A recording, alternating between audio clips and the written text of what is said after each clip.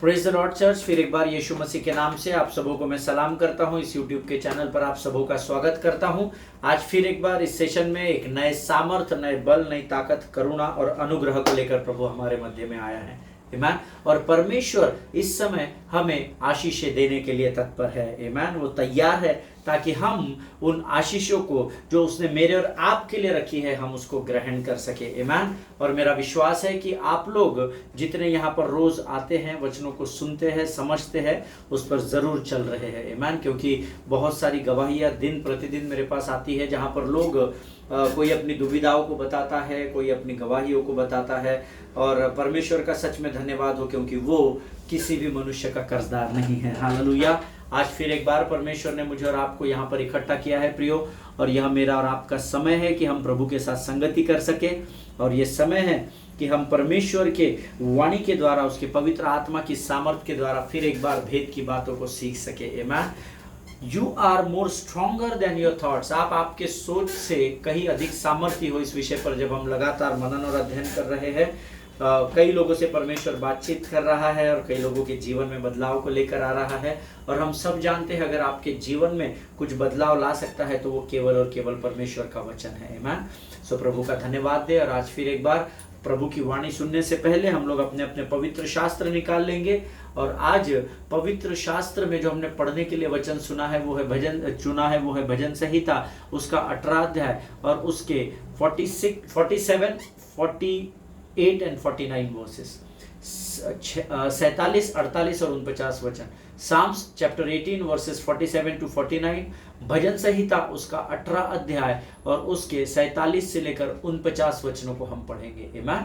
आइए इस समय हम सब अपने अपने पवित्र शास्त्र निकाल लें और इन वचनों को पढ़कर हम प्रभु की महिमा करें, उसका आदर करें। वचन कहता है, धन्य है मेरा पलटा लेने वाला ईश्वर, जिसने देश देश के लोगों को मेरे वश में कर दिया है और मुझे मेरे शत्रुओं से छुड़ाया है। तू मुझको मेरे विरोधियों से ऊंचा करता और उपद्रवी पुरुष से बचाता है। इसी कारण मैं जाति जाति के सामने तेरा धन्यवाद करूंगा और तेरे नाम का भजन गाऊंगा। हालेलुया। आमीन। प्रियो, परमेश्वर किसी मनुष्य का कर्जदार नहीं है और वो हमारी हर एक प्रार्थना को सुनता है। आमीन। ये वचन को प्रभु आशीष दे। वचन कहता है, धन्य है मेरा पलटा लेने वाला ईश्वर। आमीन। इसका अर्थ है कि आपका पलटा ईश्वर के हाथ में है। आमीन। आप अपनी बुद्धि, अपने ज्ञान के द्वारा ये कोशिश न करें कि आप अपने शत्रु का न्याय कर सके। आमीन। क्योंकि जब आप प्रभु को शरण जाते हैं तो परमेश्वर वायदा करता है कि आपके हर एक विरोधी का पलटा, जो भी उसने आपके जीवन में किया है, उसका न्याय परमेश्वर स्वयं आपकी महिमा के लिए करेगा। हालेलुया। So allow God to intervene into your life, allow God to fight your battles. आमीन। बिकॉज वचन कहता है कि युद्ध हमारा नहीं, युद्ध यहोवा का है। आमीन।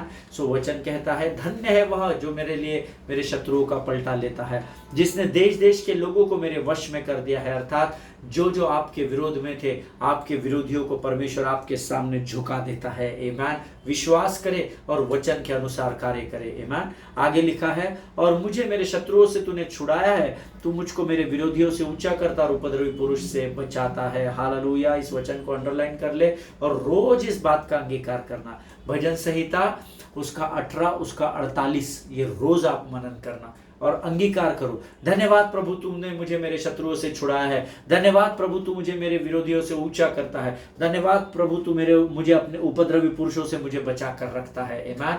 ये परमेश्वर का वायदा है प्रियो, और परमेश्वर अपने वायदे का पक्का परमेश्वर, ऐसा वचन में लिखा है। हालेलुया। आगे वचन कहता है, इस कारण मैं जाति जाति के सामने तेरा धन्यवाद करूंगा और तेरे नाम का भजन गाऊंगा। This is very important. और क्योंकि तू मेरे शत्रु से मेरा पलटा लेता है, तू मुझे उपद्रवी पुरुष से बचाता है, तू देश देश के लोगों को मेरे वश में कर देता है, और ये सारे उपकार प्रभु तू मेरे जीवन में करता है। इसीलिए वचन 49 कहता है, इस कारण मैं जाति जाति के सामने तेरा धन्यवाद करूंगा। Now the most important part you and I need to understand, मुझे और आपको एक बहुत ही इंपॉर्टेंट पार्ट समझने की जरूरत है, और वो पार्ट ये है कि परमेश्वर हमारा बदला लेने वाला परमेश्वर है। Hallelujah.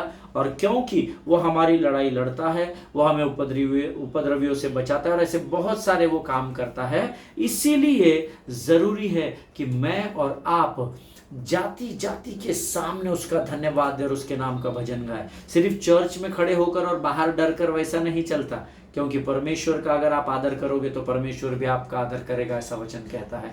And that's what the word of God says, this is not the request but this is the command of the Lord. Amen. ये परमेश्वर की आज्ञा है कि जाति जाति के सामने आपको उसका धन्यवाद करना है। हालेलुया। आपको उस स्थान पर संभालने की सारी जिम्मेदारी यहोवा की है। बट ये वचन के द्वारा प्रभु ये सिखाता है कि तू डरना नहीं, क्योंकि परमेश्वर ने हमें डर की आत्मा से नहीं परंतु शक्ति, संयम और प्रेम की आत्मा से भरा है। हालेलुया।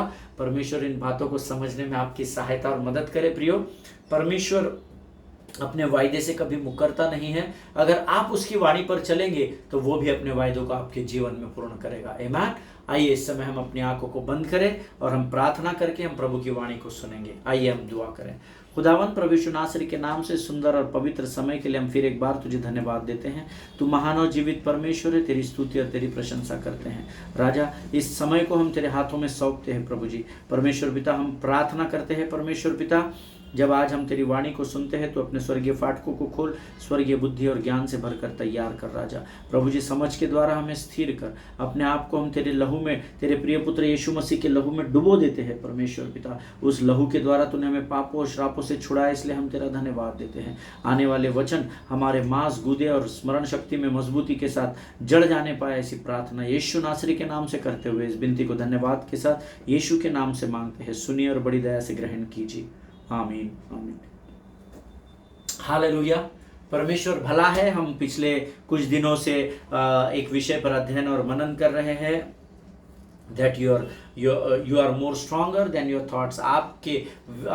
आपकी सामर्थ आपके विचारों से कहीं अधिक है। हालेलुया। और कल मैं आपको एक सीड का उदाहरण दे रहा था। मुझे आज कुछ लोगों के फोन आए थे और उन्होंने कहा कि हमें समझ में नहीं आया, थोड़ा सा कठिन था, तो क्या आप वापस हमको समझाएंगे। तो मैं पूरे गहराई में जाकर तो वापस नहीं समझा सकता हूँ, लेकिन मैं संक्षिप्त में आपको बताना चाहता हूँ। Very simply I told you कि एक बीज होता है, चाहे वो आप संतरे के फल का बीज ले ले या एप्पल का ले ले या गेहूं का दाना ले ले, जो कुछ भी एक छोटा सा बीज है, जब आप उसको जमीन में बोते हैं तो उसके ऊपर मिट्टी डाली जाती है मैन, और पूरा अंधेरा, वो बीज के चारों ओर अंधेरा होता है ना। जब जमीन के अंदर आप रहेंगे तो गाड़े जाएंगे तो अंधेरे में रहना पड़ेगा ना आपको। और जब वो बीज उस अंधेरे में गाड़ दिया जाता है तो कुछ समय के लिए तो वो ये सोचता है कि मैं अंधेरे में आ गया यार, अच्छा मैं 1 किलो के पैकेट में, 1 किलो का पैकेट होता है ना बीज का, उसमें बहुत सारे 1 किलो के बीज होते हैं ना। सो उसके अंदर मैं अच्छा अपने दोस्तों के साथ, बाकी बीजों के साथ अच्छा महफूज था, सुरक्षित था। ये था, पता नहीं किसने मुझे खरीदा और मुझे निकाल कर इस स्थान पर अंदर गहराई में डाल दिया, और अब देखो मेरे चारों ओर अंधेरा ही अंधेरा है। ये कुछ समय तक शायद बीज सोचता होगा। हालेलुया। लेकिन वो बीज ये भूल जाता है कि उसके सही समय पर ही विल बी जर्मिनेटेड।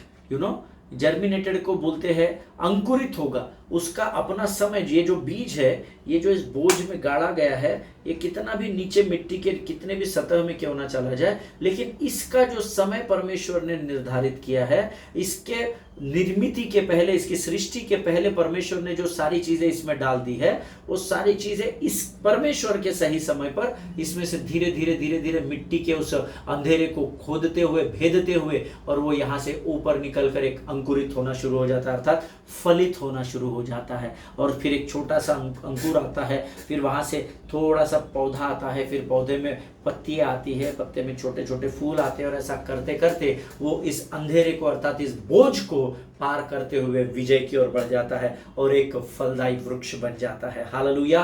मैं आपको कल ये बता रहा था कि परमेश्वर पहले से जानता है कि इस बीज को, इस मिट्टी का, इस दबाव का सामना करना पड़ेगा। परमेश्वर पहले से जानता था कि उस मरियाना स्नेलफिश को उस 1000 टन पानी की सतह के नीचे दबाव को सहन करना पड़ेगा। इसीलिए मरियाना स्नेलफिश को बनाने से पहले ही परमेश्वर ने उसकी निर्मिति ऐसे कर दी कि जो बोझ बड़ी बड़ी शार्क और वेल मछलियां ना झेल सके, इतनी सी मछली को परमेश्वर ने उस सामर्थ्य दी कि वो उस पानी के दबाव को, 1000 टन पानी के दबाव को सहन कर सके। वो ही सामर्थ परमेश्वर ने छोटे से बीज के दाने को दी है, जो अंधेरे में तो दबाया जाता है, बोझ के तले दबाया जाता है, लेकिन अपने सही समय पर परमेश्वर उसके अंदर की सामर्थ को बाहर निकालता है और वो एक फलदायी वृक्ष बन जाता है। हालेलुया, आमेन। See, to be very honest with you, it doesn't matter what size or shape of the pressure of your life, amen, you are going through।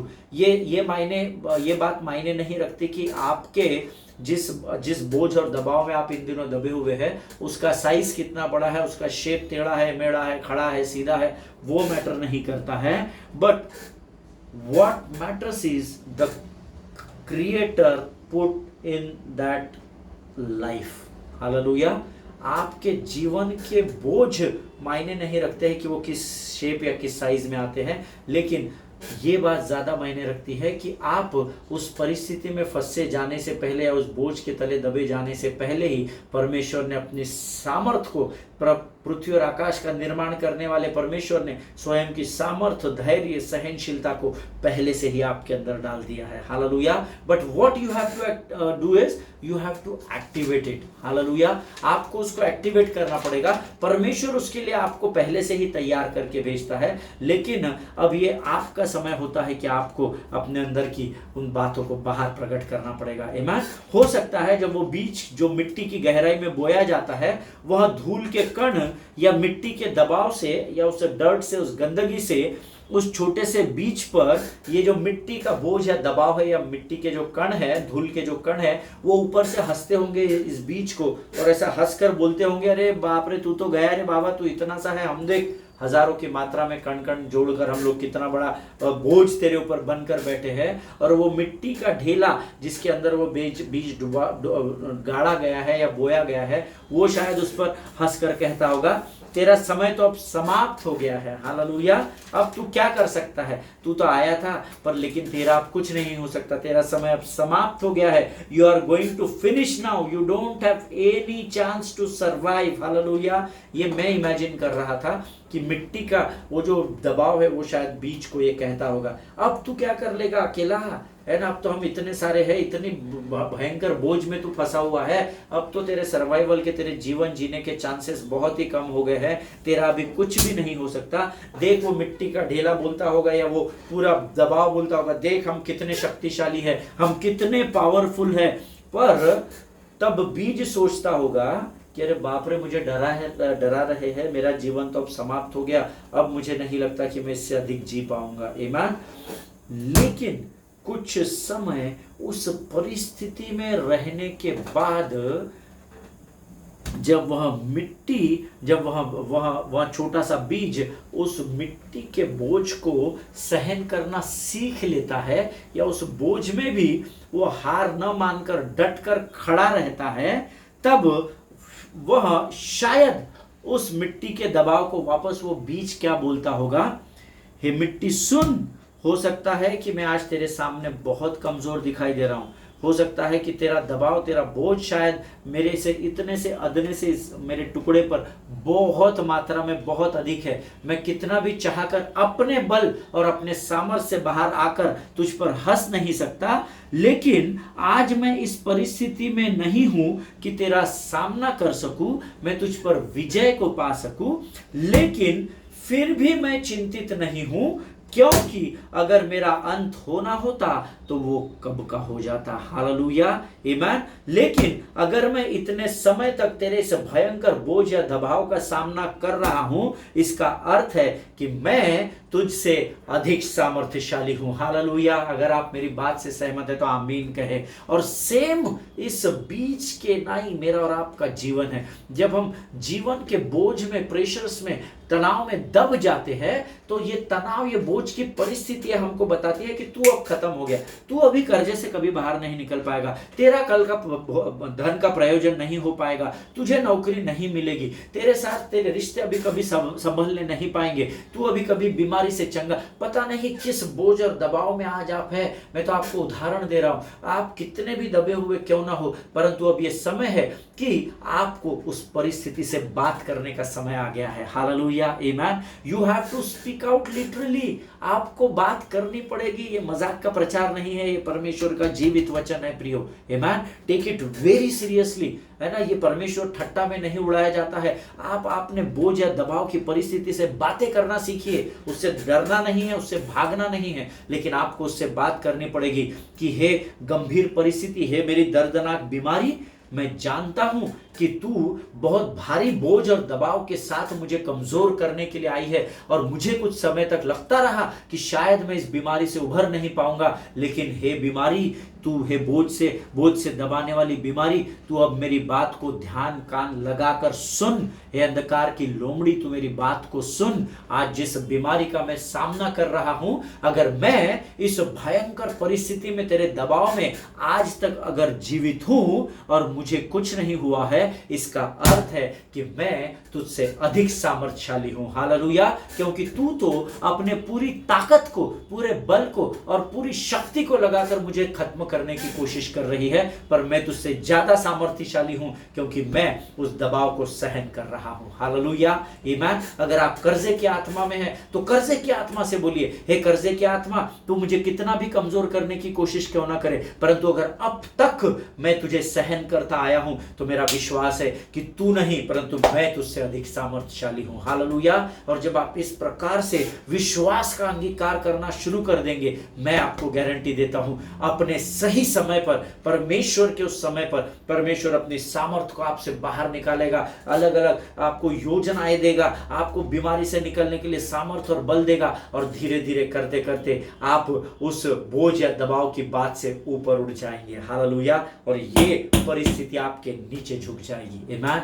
अगर आप मेरी बात से सहमत है तो आप आमीन कहेंगे। इसी प्रकार से जैसे ये बीज का उदाहरण मैंने आपको दिया प्रियो, इसी प्रकार से वो बातें या दबाव जो आपको बोझ में दबाने की कोशिश कर रहा है, वो कुछ भी हो सकता है। मेरा बोझ मुझे मालूम है, आपका बोझ आपको मालूम है। मानो वो बोझ आपको ये जताने की कोशिश कर रहा है कि अब तेरा अंत निश्चित है। तब जब वो आपके मन में ऐसे विचार आते हैं कि अब मेरा कुछ नहीं हो सकता है, मैं मरने वाला हूं, मैं अभी, मेरे साथ ये होने वाला है, मेरे साथ वो होने वाला है, तब आपको अपने मन को स्मरण दिलाना है और अपने आप से ये कहना है, आई am more stronger than my thoughts. Hallelujah. मैं अपने विचारों से अधिक सामर्थ्य और सक्षम हूँ। आमीन। जब आप अपने विचारों के ऊपर कंट्रोल करना सीख जाएंगे, तो आप जीवन की हर परिस्थिति में परमेश्वर की उपस्थिति का आनंद पाएंगे। हालेलुया। आमीन। इसीलिए भजन संहिता 103 कहता है, हे मेरे मन यहोवा को धन्य कहे। हालेलुया। अपने मन को काबीज करना सीखिए। Learn to take control, complete control on your mind and allow Holy Spirit to do that. Amen. पवित्र आत्मा को अनुमति दे कि वो उस कार्य को आपके जीवन में आपकी महिमा के लिए और आपके द्वारा प्रभु की महिमा के लिए कर सके। हालेलुया। क्योंकि जब आप अपने मन को ये बताते हैं, see I am more stronger than you, I am more stronger than you, I am more stronger than my what I am thinking, जब आप अपने आप को ये स्मरण दिलाते हैं, देखिए क्या है, परमेश्वर जानता है, बहुत ध्यान से सुनेगा, परमेश्वर जानता है कि आप किस तारीख में, किस दिन में, कितने बजे आपके जीवन में क्या होने वाला है। क्योंकि इससे पहले कि मनुष्य के मन में विचार आए और उसके मुख से अंगीकार निकले, परमेश्वर जानता है कि मनुष्य क्या सोच रहा है और क्या बोलने वाला है। वो इतना अद्भुत परमेश्वर है। हालेलुया। परमेश्वर सब कुछ जानता है और उन बातों का सामना करने से पहले ही परमेश्वर ने आपको स्वयं की सामर्थ्य से भर कर रखा है। हालेलुया। क्योंकि परमेश्वर जानता है 2024 में ये पास्टर अमित यहाँ ये इस स्थान पर, इस परीक्षा में इनको जाना पड़ेगा, इस परीक्षा से होकर इनको गुजरना पड़ेगा। तो 2024 में मुझे जिस दबाव का या बोझ का सामना करना है, उसकी सामर्थ, उससे निकलने की सामर्थ परमेश्वर ने आज ही मेरे जीवन में दे रखी है। हालेलुया। अगर बीज इतने भारी मिट्टी के दबाव के बोझ को काट कर एक फलदायी वृक्ष बन सकता है, अगर वो मरियाना स्नेलफिश जो इतनी सी भरसी है और वो 1000 टन से भी अधिक पानी के दबाव को समुद्र की सतह पर सहन कर सकती है, तो जस्ट थिंक ओवर, क्या आपका मूल्य उस बीज और उस मरियाना स्नेलफिश से बढ़कर नहीं है क्या? आमीन। क्योंकि मनुष्य ने, परमेश्वर ने आपको स्वयं के स्वरूप में बनाया है। हालेलुया। और परमेश्वर आपकी सुधि, आपकी सलामती लेना आपसे बेहतर जानता है। हालेलुया। पर हम ये भूल जाते हैं, विच इज वेरी, बहुत दुख की बात है कि धर्मी इन बातों को भूल जाता है। Amen. Today through this word of God I want to encourage each one of you, never give up, always try to take complete control of your mind. अपने मन के ऊपर कब्जा करना सीखिए। हालेलुया। और पवित्र आत्मा को पुकारिए, प्रभु तू और हमारे मन के ऊपर, हमारे जीवन के ऊपर नियंत्रण ले। हालेलुया। आमेन। एक एग्जाम्पल मैं आपको देता हूँ, सीड की बात चली है इसलिए। See there is an apple seed and we, apple seed होता है, एप्पल को हिंदी में क्या बोलते हैं, सफरचंद बोलते हैं शायद, यस सफरचंद बोलते हैं, या सेफ बोलते हैं, मराठी में सेफ बोलते हैं। सो ये एक एप्पल का जो सीड होता है ना, सफरचंद का जो सीड होता है, we all know there is an apple orchards, है ना, ऑर्चर्ड्स होते हैं ना, ऑर्चर्ड्स को क्या बोलते हैं, बागीचा, है ना, वो जो बागीचा होता है जहाँ पर एप्पल लगते हैं, वो बागीचा किससे बनता है आप जानते हैं? एक बीज के द्वारा बनता है। आमीन। एक बीज के द्वारा पूरा बागीचा तैयार होता है, एक बीज के द्वारा एक पेड़ तैयार होता है। आप बोलोगे कैसे एक बीज से पूरा बागीचा? सुनिए, एक बीज डालते हैं तो एक पेड़ आता है, उसमें बहुत सारे फल लगते हैं, और फिर वो फल के जो बीज होते हैं वो वापस उस स्थान पर बोए जाते हैं और बहुत हजारों गुना फल निकल आते हैं। आमीन। सो एक जो एप्पल का सीड है, वो अगर एक पूरे ऑर्चर्ड्स को या बोल सकते हैं एक पूरे बागीचे को तैयार कर देता है, but it will always, you and I have to remember, a seed cannot produce anything without dirt. Amen. जब तक उसको जमीन में नहीं गाड़ा जाएगा ना, तब तक वहां से फल नहीं आएगा। जब तक उसको उस बोझ में वो नहीं जाएगा, तब तक उसकी असली सामर्थ्य बाहर नहीं निकल पाएगी। जब तक मैं और आप उस परीक्षा की स्थिति में, उस बोझ में, उस दबाव में नहीं जाएंगे, तब तक हमारे अंदर की सामर्थ्य और धैर्य परमेश्वर प्रकट नहीं करने पाएगा। आमीन। इस बात को समझिए, हम में से हर एक को उसमें से होकर जाना है प्रियो, हर व्यक्ति जाएगा इस प्रक्रिया से होकर। सोने को भी उस आग की भट्टी से होकर गुजरना पड़ता है। हालेलुया। तब कहीं जाकर वो प्योर गोल्ड कहलाता है। आमीन। उसके सारे दाग धब्बों को हटाया जाता है और उसको प्योर बनाया जाता है। उसी प्रकार से जैसे वो उस आग की भट्टी के बोझ को सहन करता है, मनुष्य को भी जीवन की परिस्थितियों के बोझ को सहन करना पड़ता है, ताकि वो सारा कम ज्यादा जो है वो पूरा बातों को वही दबाकर वो एक फलदायी वृक्ष बनकर संसार के लिए आशीष का कारण बन सके। हालेलुया। आमीन। Always remember that the dirt or the dust, ये धूल के कण की बात कर रहे हैं हम, cannot stop your destiny. In fact, it will take you into your destiny. Hallelujah. वो जो बोझ और दबाव का समय है ना, वो आपको आपके लक्ष्य से दूर नहीं लेकर जाएगा। उसको लग रहा है, और आपको भी कई बार लग रहा है कि मेरा जीवन समाप्त हो गया, खत्म हो गया, पर परमेश्वर सही समय पर अपनी सामर्थ जो आपके अंदर उसने पहले ही दे दी है, उसको बाहर प्रकट करेगा, और आपका उद्देश्य, आपके उद्देश्य की ओर बढ़ना, ये मिट्टी आपका दबा नहीं सकती, लेकिन ये मिट्टी ही है जो आपको आपके उद्देश्य की ओर लेकर जाएगी। ये आपके जीवन के बोझ और तनाव और सताव की बातें ही है जो आपको परमेश्वर के उस क्रूस की ओर लेकर बढ़ेगी। हालेलुया। जिनके सुनने के कान हो वो सुन ले कि प्रभु क्या कहना चाहता है। आमीन। ये जो मिट्टी या ये गंदगी है, ये आपके विरोध में कार्य कर रही है, वो आपको हराने के लिए नहीं कर रही है।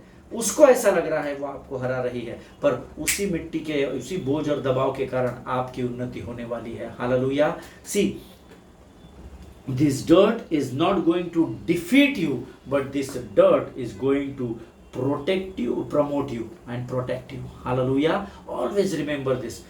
ये बीज अगर कि इधर जमीन पर पड़ा हुआ होता ना, तो शायद किसी के पांव के नीचे रौंद दिया जाता और समाप्त हो जाता, लेकिन उसको जमीन के अंदर बोया गया, उसके ऊपर हजारों टन की मिट्टी का बोझ डाला गया। तो मिट्टी ये समझती है, ये बोझ या दबाव की परिस्थिति ये समझती है कि मैंने पास्टर को दबा दिया, मैंने इनकी सेवकाई को दबा दिया, मैंने इनके धन को, इनकी बीमारी को खत्म कर दिया, अभी ये इनका कुछ नहीं हो सकता, ये मरने वाले हैं, समाप्त होने वाले। ये मिट्टी को सोचने दीजिए, बट ये मिट्टी ये नहीं जानती कि इस मिट्टी के कण को भी जिसने बनाया वो मेरा और आपका परमेश्वर है। हालेलुया। और वो इस मिट्टी को बोलता है, बेटा तेरे को जो सोचना है वो सोच, मैंने इस पास्टर को, इस ब्रदर अमित को इस दबाव को सहन करने की सामर्थ्य पहले से ही दे रखी है। Hallelujah. So this dirt is not going to defeat me. ये बोझ और सताव की बातें मुझे हराएगी नहीं, but they are going to promote me in the days to come. Hallelujah. पर इन बोझ और सताव और दबाव के स्थान से और समय से जब मैं प्रभु के समय में ऊपर उभारा जाऊंगा तो मैं उन्नति की ओर बढ़ता चला जाऊंगा। हालेलुया। आमीन। परमेश्वर इन बातों को समझने में आपकी सहायता और मदद करे। प्रियो, हम आज इस अध्ययन को यहीं समाप्त करेंगे। मेरा जरूर विश्वास है कि आज शायद आपको उस सीड के बारे में प्रभु ने बड़ी गहराई से बता दिया है। हालेलुया। प्रियो, हर एक को इस संसार में परीक्षा और यातनाओं से होकर गुजरना पड़ता है। आमीन। बट उन परीक्षा और यातनाओं को अपने ऊपर अगर आप हावी होने देंगे तो आपको दिन प्रतिदिन हार का सामना करना पड़ेगा। लेकिन अगर आप परमेश्वर पर निर्भर रहेंगे और प्रभु की सामर्थ को, उसके समय को अगर अनुमति देंगे, प्रभु तेरे समय के अनुसार कर, तो मैं आपको बताता हूं आप उस बहती नाली के किनारे लगाए गए उन पेड़ों के नाए होंगे जिनके पत्ते कभी मुरझाते नहीं है। हालेलुया। ये परमेश्वर का वचन है।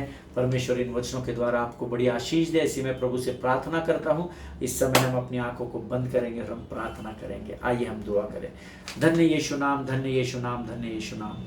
आकाश और पृथ्वी को बनाने वाले महान और जीवित परमेश्वर, फिर एक बार तेरा धन्यवाद देते हैं राजा, क्योंकि फिर एक बार आज तूने हमसे बातें की प्रभु जी। परमेश्वर पिता, हम इस संसार के बोझ में दबे न रहने पाए, ऐसी सामर्थ से भरकर तैयार कर राजा। प्रभु, आज तूने वचनों के द्वारा फिर एक बार अपनी सामर्थ को हमारे जीवन में फूका। आज हम उस बोझ और दबाव की परिस्थिति से कहते हैं, हे बीमारी की आत्मा, तू हम पर हावी न होने पाएगी, क्योंकि हम परमेश्वर के सामर्थ को लेकर चलने वाली पीढ़ी है। हे कर्जे की आत्मा, हे रिश्तों में दरार लाने वाली आत्मा, हे मानसिक तनाव देने वाली आत्मा, तू हमारा कुछ नहीं बिगाड़ सकती, क्योंकि परमेश्वर की सामर्थ हमारे अंदर है। और एक छोटा सा बीज का दाना जिस प्रकार से फलदायी वृक्ष बनता है, वैसे ही परमेश्वर ने हमारे जीवन को डिजाइन किया है। और इस बात का अंगीकार हम यीशु नासरी के नाम से करते हैं। प्रभु जी, हम तुझे धन्यवाद देते हैं। तूने आज फिर एक बार हमें शक्ति, सामर्थ और बल से भर दिया राजा। हमारे टूटे और कमजोर मनों को और हृदय को तूने फिर सामर्थ से भरा। हे मेरे मन, मैं तुझे फिर एक बार स्मरण दिलाता हूं कि मेरे मन में आने वाले विचारों से मेरी सामर्थ अधिक है, क्योंकि वो परमेश्वर से आती है। हालेलुया। प्रभु, हम तेरा धन्यवाद देते हैं पिता, इस सुंदर समय के लिए। इस समय फिर एक बार हम अपने शरीर, प्राण, आत्मा और बुद्धि को तुझे समर्पित करते हैं, अपने आप को यीशु के लहू में डुबोते हैं, और इस विनती को धन्यवाद के साथ यीशु नासरी के नाम से मांगते हैं। सुन और बड़ी दया से ग्रहण कर। आमीन, आमीन। हालेलुया। परमेश्वर भला है, मेरा विश्वास है जरूर जरूर जरूर परमेश्वर ने आज आपसे बातचीत की होगी। मैं, अगर आप आशीषित होते हैं वचनों के द्वारा तो जरूर कमेंट बॉक्स में डालिए। जोर जबरदस्ती नहीं है, लेकिन कमेंट बॉक्स में आप लिखेंगे तो शायद आपके कमेंट को पढ़कर किसी और को प्रभु आशीष देगा। आमीन। अगर आपको कोई प्रश्न है, कुछ पूछना है, तो आप ज़रूर कमेंट बॉक्स में पूछ सकते हैं, ईमेल्स के द्वारा पूछ सकते हैं, मुझे फ़ोन कर सकते हैं। परमेश्वर आपको बड़ी बरकत और आशीष दे। हम अगले सेशन में फिर मिलेंगे। तब तक स्वस्थ बने रहें, सुरक्षित बने रहें, एक दूसरे के लिए प्रार्थना करते रहें, अपने पासबानों के लिए और उनके परिवारों के लिए ज़रूर प्रार्थना करें। आमीन। God bless you all. परमेश्वर आप सबको आशीष दे।